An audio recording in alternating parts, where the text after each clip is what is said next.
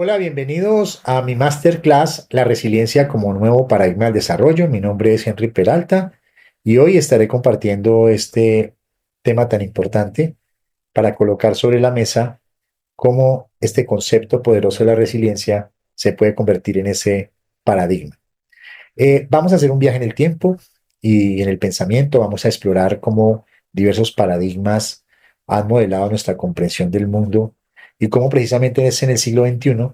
donde la resiliencia emerge como ese nuevo paradigma para el desarrollo. Como decía Thomas Kuhn, cuando nos enfocamos al concepto de paradigma, podemos decir que estos son como los lentes a través de los cuales observamos la realidad, transformamos entonces nuestra percepción y acción sobre el mundo. O sea, los paradigmas han sido muy importantes y han aportado desde diversas disciplinas a esa comprensión, a ese diálogo también humano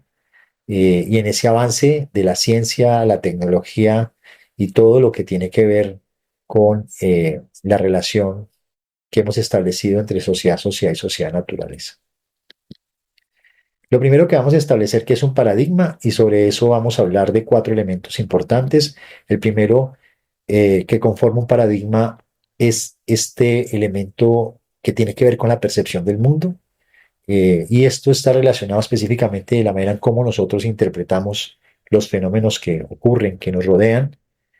y esto finalmente termina convirtiéndose en ese marco conceptual que nos permite entonces dar sentido a la realidad. Nosotros normalmente estamos en función precisamente de esos paradigmas. Por otro lado, otro elemento importante que permite explicar qué es un paradigma está relacionado con las creencias, con ese conjunto de creencias que incluyen supuestos, que incluyen principios fundamentales que son aceptados a nivel de las comunidades y que aceptan como específicamente como verdad. O sea, un paradigma nace como una verdad y en la medida en que estos van tomando fuerza, pues se convierten entonces en el eje central de la vida y el relacionamiento de los seres humanos. Otro elemento que puede ayudar a caracterizar un paradigma son los métodos y técnicas, ¿no? Los paradigmas normalmente definen herramientas y procedimientos que son considerados válidos a nivel de la sociedad, que permiten investigar y actuar sobre el mundo, interrelacionarnos, hacer negocios, comprender la ciencia, avanzar en la ciencia, en la economía, etc. Y algo importante es que estos paradigmas son dinámicos en el tiempo, o sea, pueden evolucionar y cambiar en la medida en que emergen nuevos paradigmas, nuevas ideas, nuevos descubrimientos, ya que pueden ayudar a desafiar las creencias que se han venido estableciendo y se pueden generar nuevas propuestas para entender el mundo y seguirnos relacionando.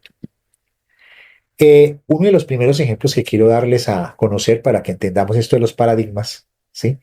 Es el paradigma de la física newtoniana, que es algo que normalmente estudiamos en la escuela, que estudiamos en la universidad, y podemos decir entonces cómo en el siglo XVII aparece el paradigma que plantea Isaac Newton cuando formula, perdón, las leyes del movimiento y la gravitación universal, y entonces esto se veía como eh, eh, el universo se convertía en una máquina precisa y predecible gracias a que esas leyes del movimiento y la gravitación pues permitían explicar algunos de los fenómenos que en su época Isaac Newton observó. La revolución industrial luego eh, toma estos elementos de física newtoniana y la aplica entonces en generar avances significativos en la física, o sea, entender la ley del movimiento y la gravitación sirvieron mucho para el avance de la revolución industrial, eh, porque eran elementos que venían finalmente de la física y la ingeniería y cimentaron de manera muy importante esta época del mundo en función de la construcción de nuevos materiales, en poder establecer cómo son los inicios específicamente del desarrollo de la sociedad. Sin embargo, a principios del siglo XX, la física cuántica y la teoría de la relatividad de Albert Einstein desafiaron entonces esta visión que tenía Isaac Newton cuando hablaba de las leyes del movimiento y la gravitación y las veía como las leyes universales para entender el mundo. Y lo que Einstein luego demuestra, rompiendo un poco el paradigma de la física newtoniana, muestra que el universo es mucho más complejo y menos determinista como lo había planteado Isaac Newton. Pero esto obviamente es parte de la evolución de los paradigmas. Por otro lado, podemos colocar otro ejemplo sobre el paradigma heliocéntrico. El modelo geocéntrico, cuando Ptolomeo ubica la Tierra en el centro del universo, pues plantea que los seres humanos estamos ahí y que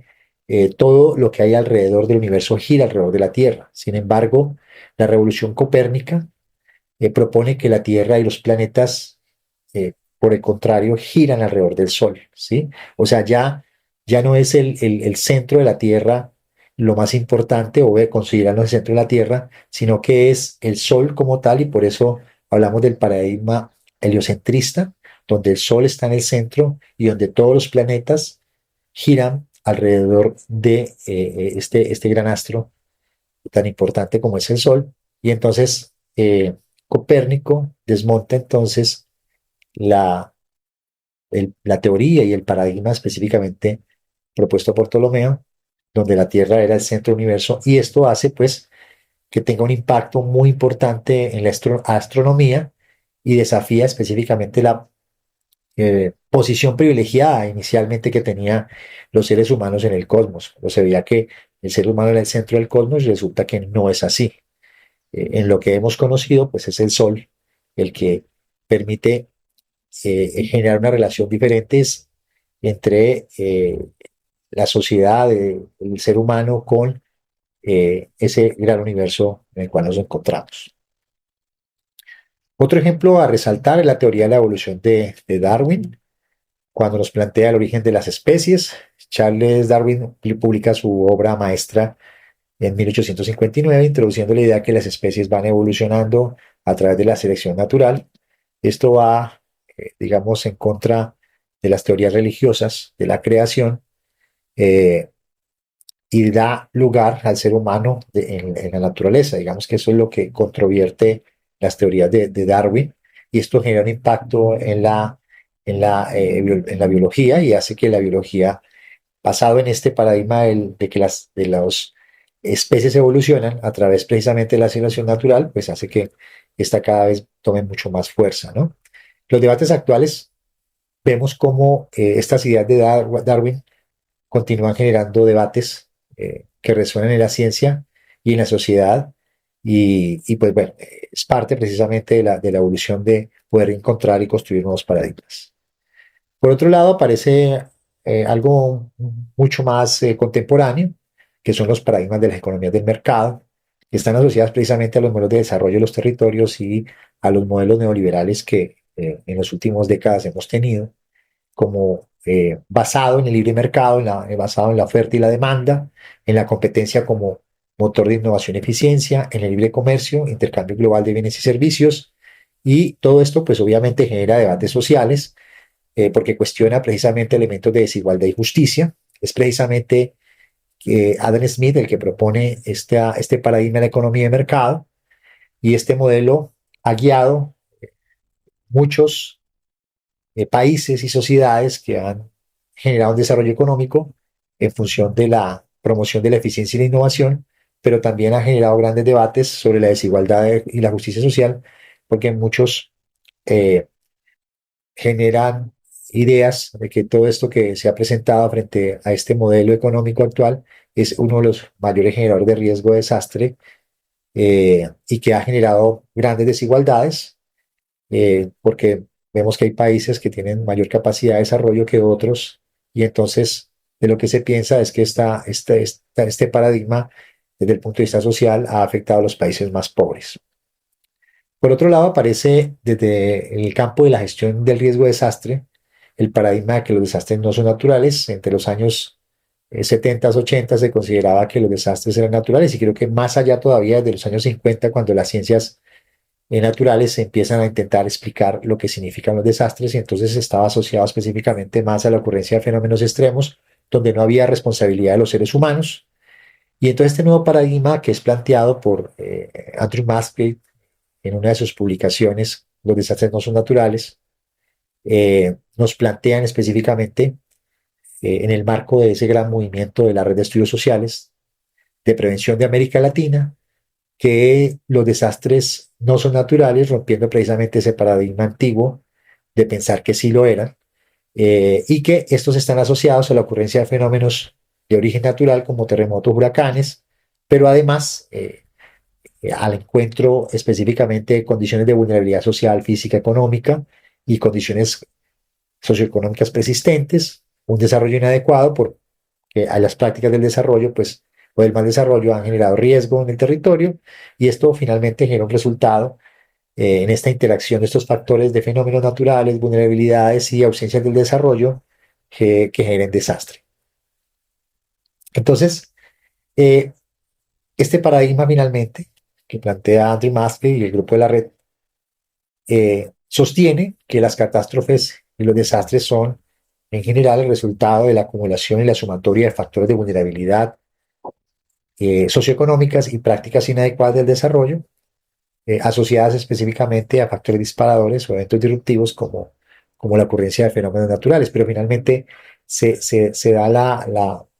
digamos, la premisa de que hay una condición y una responsabilidad de los seres humanos en la creación de los desastres y deja de lado de que la responsabilidad total de los desastres es la naturaleza. Este paradigma es muy importante hoy en día, específicamente porque durante muchas décadas hemos siempre asociado los desastres a la naturaleza y hoy, gracias a estos pensadores y a esta propuesta de nuevo paradigma, es que los desastres son producto de prácticas equivocadas del desarrollo y por lo tanto no son naturales. Otro elemento importante relacionado con esta temática tiene que ver eh, con el cambio de enfoque en la gestión del riesgo de desastre. O sea, esto ha dado a pie para que veamos que gracias a este paradigma que se ha establecido dentro de lo que significa eh, que los desastres no son naturales, hemos cambiado de enfoque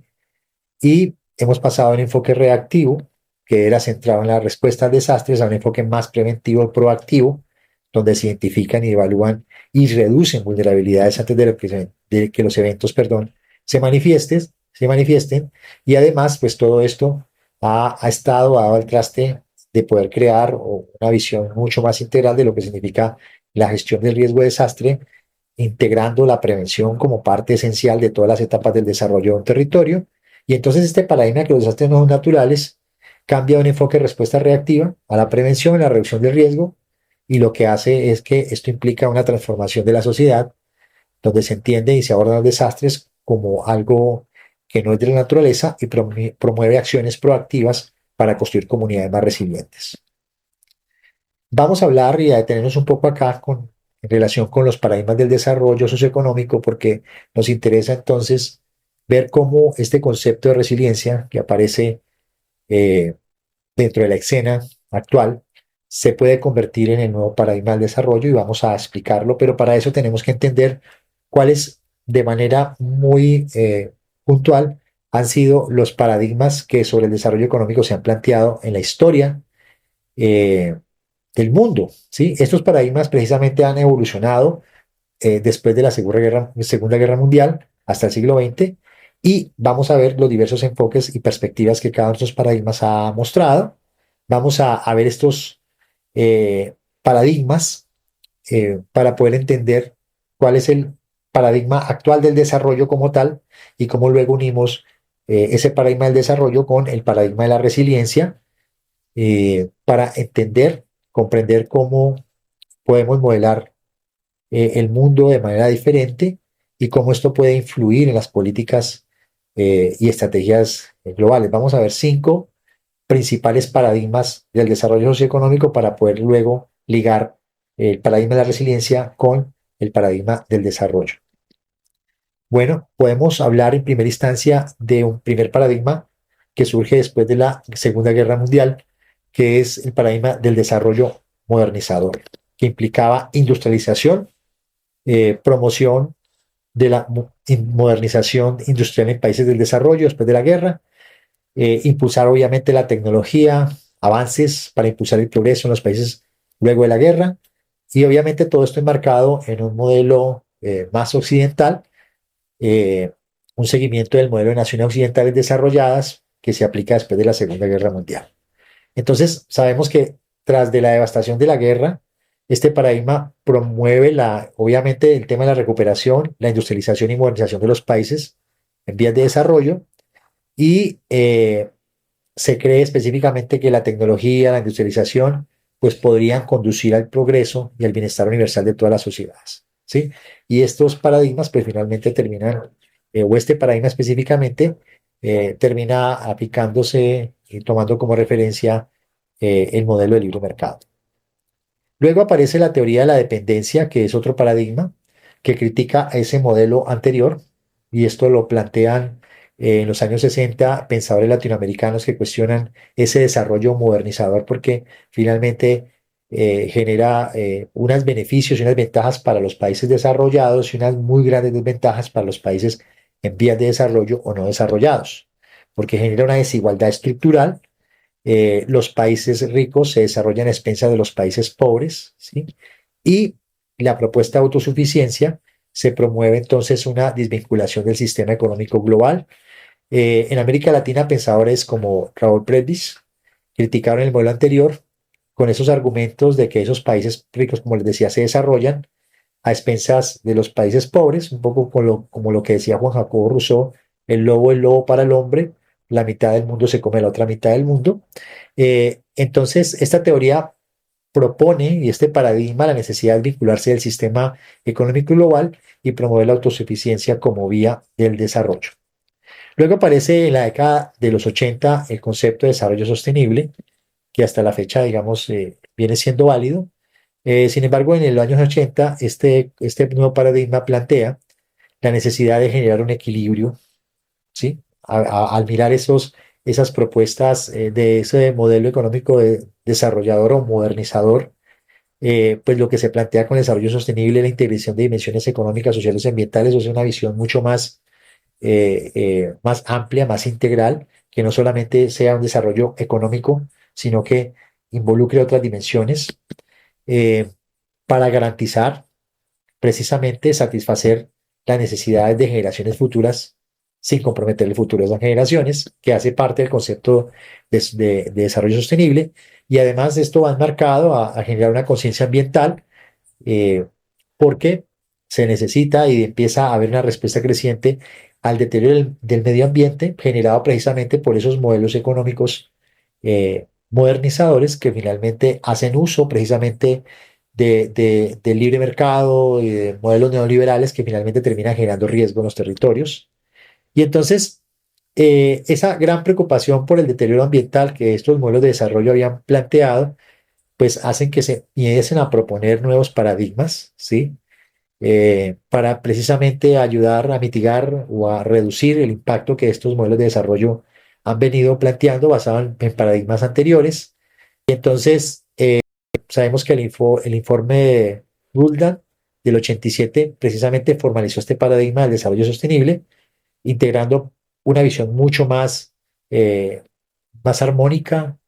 más inclusiva de dimensiones económicas, sociales, culturales, políticas, en ese concepto de desarrollo que estaba sesgado hasta el momento, antes de los 80, solamente el desarrollo económico.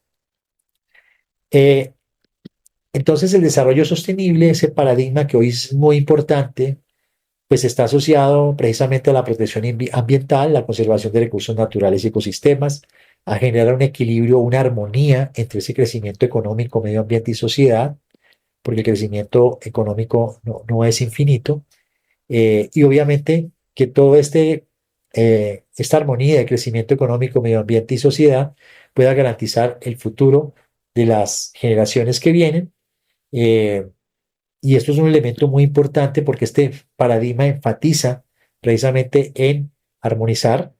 todos estos elementos que hemos hablado y reconoce que el progreso no puede verse solamente en términos económicos, sino hay que empezar a verlo de otra manera. En los años 90 aparece otro paradigma que tiene que ver con el desarrollo humano. Eh, el PNUD plantea este paradigma del desarrollo humano que vaya más allá del Producto Interno Bruto, porque normalmente el desarrollo históricamente se ha medido en función del Producto Interno Bruto de los países y, y que esto debe incluir no solamente la parte económica, sino factores como la salud y la educación,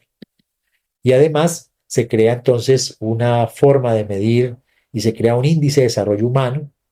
para evaluar precisamente el progreso de las naciones. El progreso de las naciones no está en función del Producto Interno Bruto, sino que debe estar específicamente en función del desarrollo de las personas, ¿no? Desde la salud, la educación, la parte cultural, la parte ambiental. Y entonces lo interesante es que este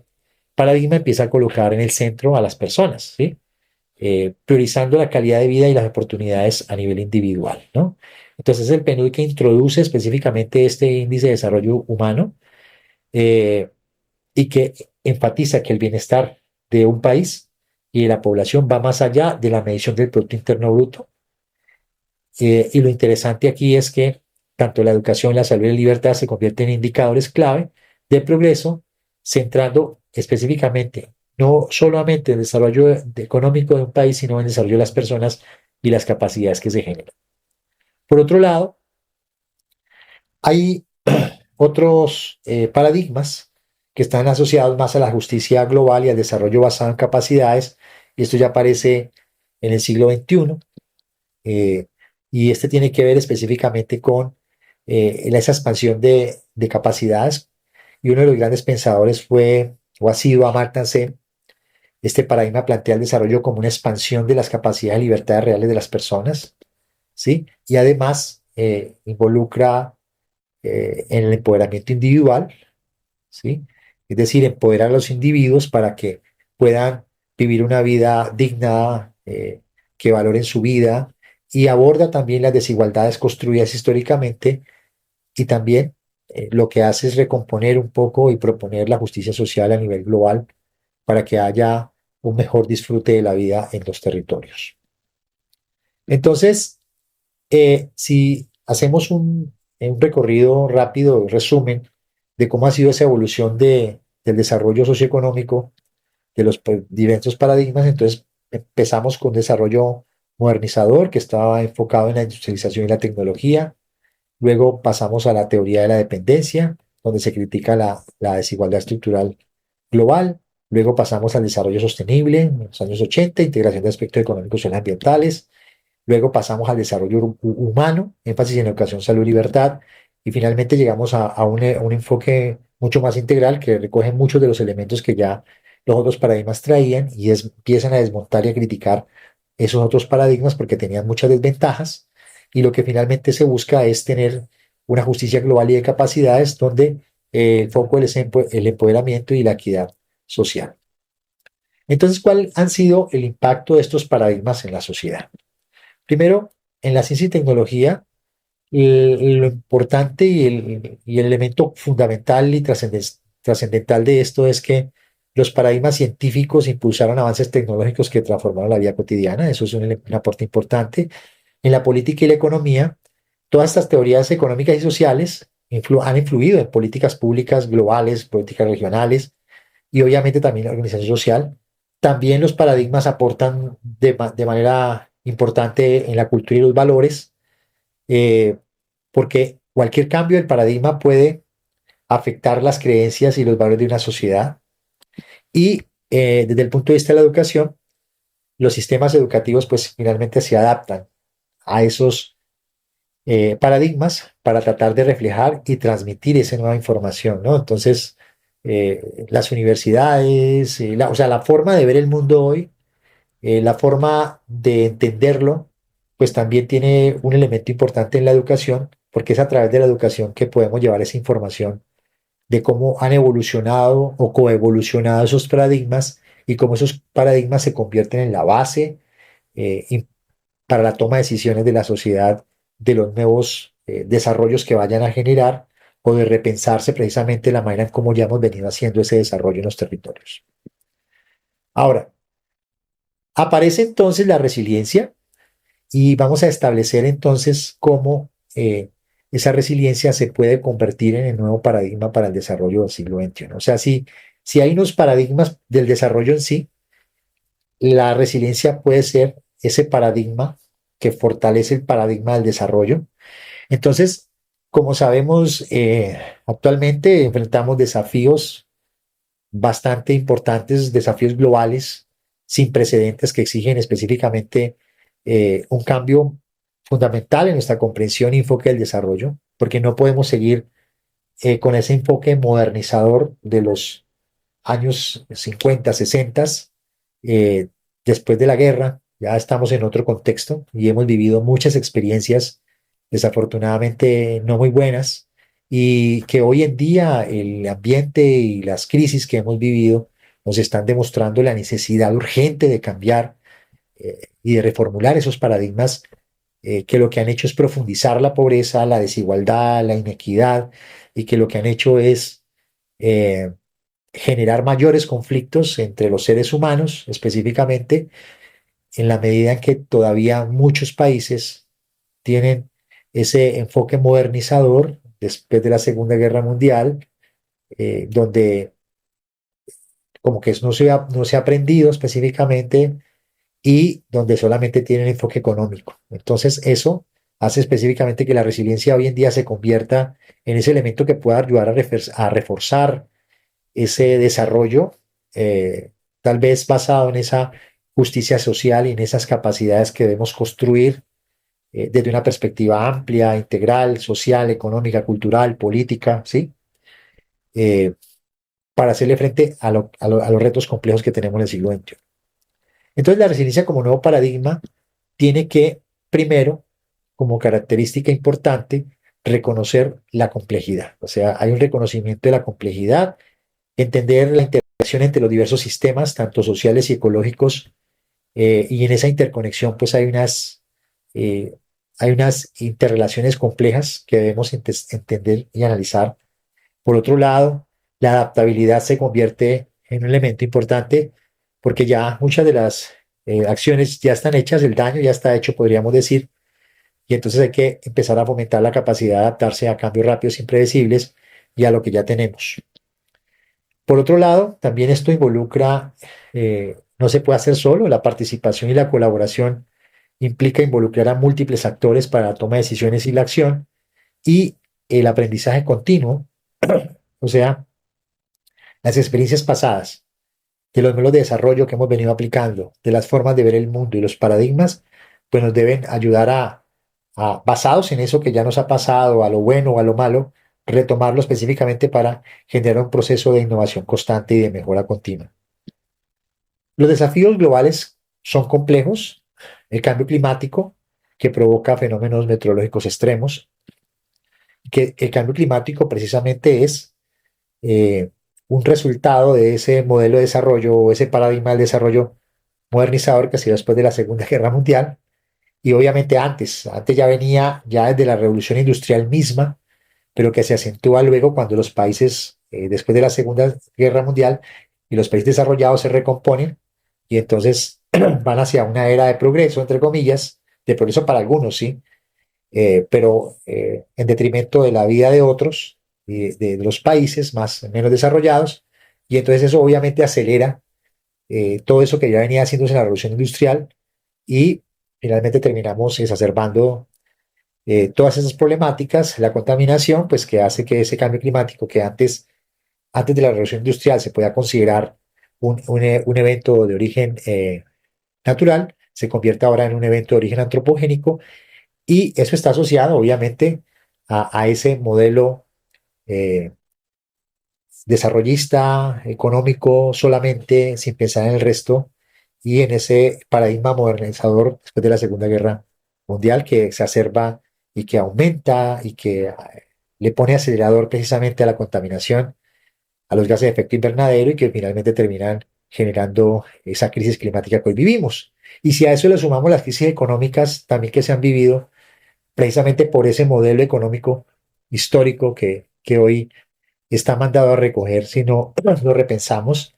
pues eso ha generado inestabilidades políticas y muchas guerras en muchas partes del mundo. Lo estamos viviendo hoy. Las pandemias, pues que finalmente generan un llamado a atención, evidencian nuestra vulnerabilidad sanitaria. Y los conflictos, migraciones, pues obviamente redefine fronteras e identidades, y esto está asociado precisamente al modelo económico imperante.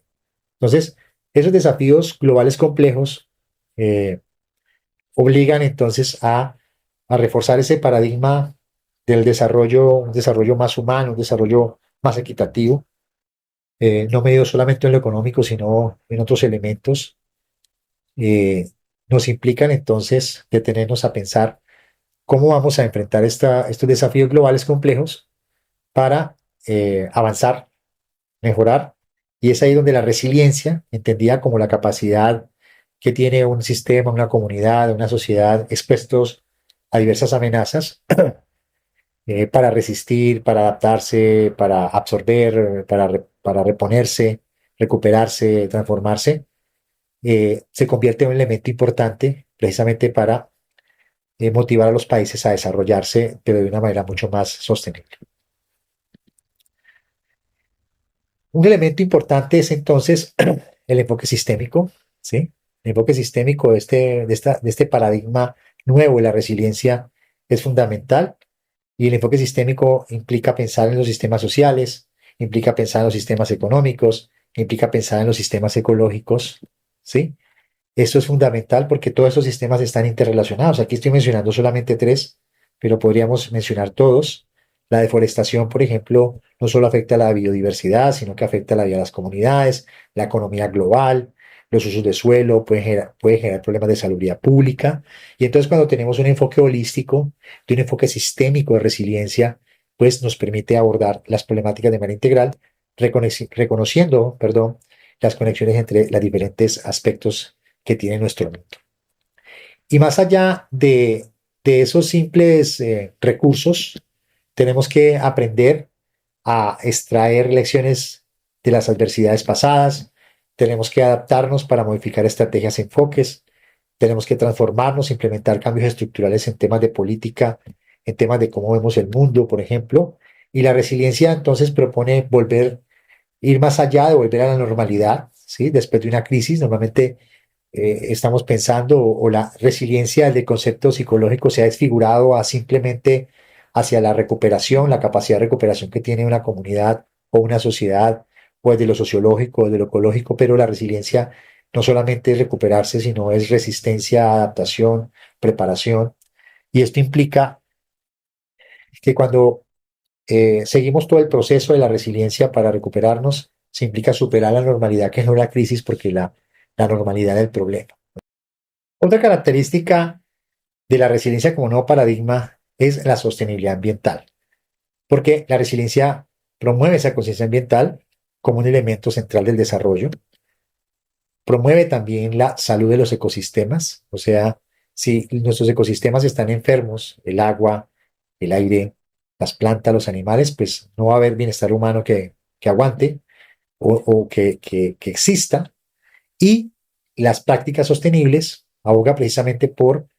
generar prácticas que reduzcan las vulnerabilidades ante los desastres de origen natural y se preserven precisamente los recursos para el futuro, para esas generaciones futuras.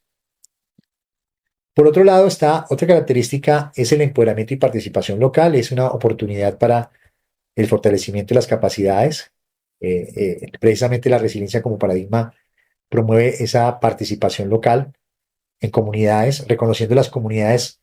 que son las primeras que enfrentan específicamente los efectos de la crisis. Son ellas las que pueden ayudar a monitorear, a reconocer, a, a impulsar la reducción de estas vulnerabilidades, obviamente impulsados y ayudados también por actores externos. Y algo importante también es que tiene que ver con la participación en la toma de decisiones, que involucra la implementación de soluciones adaptadas a los contextos específicos, fomentando, como bien lo plantea la resiliencia, la autonomía, la responsabilidad local y no la dependencia del asistencialismo, como lo que normalmente se plantea en otros contextos. Es importante también que otra característica que plantea este premio de la resiliencia es avanzar en los temas de prevención y preparación, ¿sí? Y esto implica anticiparnos a los riesgos, identificar posibles amenazas y vulnerabilidades, y a partir de eso implementar medidas de mitigación, desarrollar estrategias para reducir los impactos identificados y establecer plan de contingencia a partir de esta información, creando protocolos de respuesta frente a diferentes escenarios de crisis. Hay una interacción de los seres humanos con la naturaleza una interconexión, que es otro elemento importante que logra este paradigma. Es decir, el paradigma de la resiliencia lo que busca en sí es poder ayudar a integrar a través de la disculpa y la resiliencia, crear capacidades, tal vez ayudar a tejer, a recomponer, si es que algún día ha existido esa relación sociedad-sociedad y sociedad-naturaleza, pero de una manera mucho más armónica. Esto implica reconocer que los seres humanos somos parte integral de la naturaleza y no entes separados de ella. Por otro lado, eh, abordar la pérdida de la biodiversidad como un desafío que afecta directamente a la humanidad y el cambio climático como un fenómeno que requiere una respuesta holística y coordinada. Entonces, hacia un futuro resiliente, vemos cómo si nosotros adoptamos la resiliencia como nuevo paradigma del desarrollo, eh, podemos tener una nueva perspectiva integral para enfrentar los desafíos complejos que el mismo desarrollo, tanto el pasado como el presente y el futuro, nos puede traer. Este enfoque no solamente nos permite recuperarnos de las crisis, sino también aprender a adaptarnos, transformarnos, eh, resistir para construir sociedades más fuertes y sólidas y preparadas para el futuro. Cuando reconocemos la interconexión entre los sistemas ecológicos, económicos, sociales, culturales, políticos, y al empoderar las comunidades locales, podemos entonces crear un mundo que tenga mayor resiliencia y capaz de prosperar ante las diversas adversidades o crisis que vengan en el futuro. ¿Cuáles son las conclusiones y el camino a seguir? Primero, pues debemos adoptar el paradigma de la resiliencia, ¿sí? Integrar la resiliencia en todas las áreas del desarrollo y la planificación, es la invitación. A través de la educación y concienciación, promover la comprensión de la resiliencia en todos los niveles, no como una palabra de moda, sino como una palabra poderosa que permite articular, que permite integrar, que permite ver esa mejora de relación sociedad-sociedad y sociedad-naturaleza, dirimir conflictos, porque se basa precisamente en fortalecer capacidades. De otra forma, hay que desarrollar políticas flexibles que puedan ir ajustándose a las condiciones cambiantes. Esto no se va a lograr de la noche a la mañana. Ya el daño está hecho en algunos ecosistemas, en algunas sociedades, en algunos territorios, pero creo que hoy tenemos una oportunidad de hacer un alto en el camino para ver entonces cómo esta palabra poderosa de la resiliencia se convierte en el paradigma del nuevo desarrollo del territorio pensado en modelos que vayan en contravía de los modelos imperantes o dominantes que finalmente son los que han generado esta crisis que hoy tenemos. Y algo importante también es que necesitamos invertir en investigación para ir profundizando en la comprensión de la resiliencia. O sea, la resiliencia no debe ser vista simplemente como un acto de recuperación, sino como esa capacidad que tengo para prepararme para resistir, para absorber, para transformarme si es necesario. Entonces, la adopción de la resiliencia como ese nuevo paradigma del desarrollo nos ofrece entonces esa gran oportunidad única para crear sociedades más resistentes, adaptadas y sostenibles. Y este enfoque nos va a permitir enfrentar los desafíos del siglo XXI con mayor flexibilidad y fortaleza. Yo les agradezco mucho a todos ustedes, los que participaron en este masterclass, y mi invitación para que vean la resiliencia como una palabra poderosa que puede ayudar a transformar eh, las vidas de ustedes, pero también la vida del territorio. Muchas gracias y nos vemos en otra oportunidad.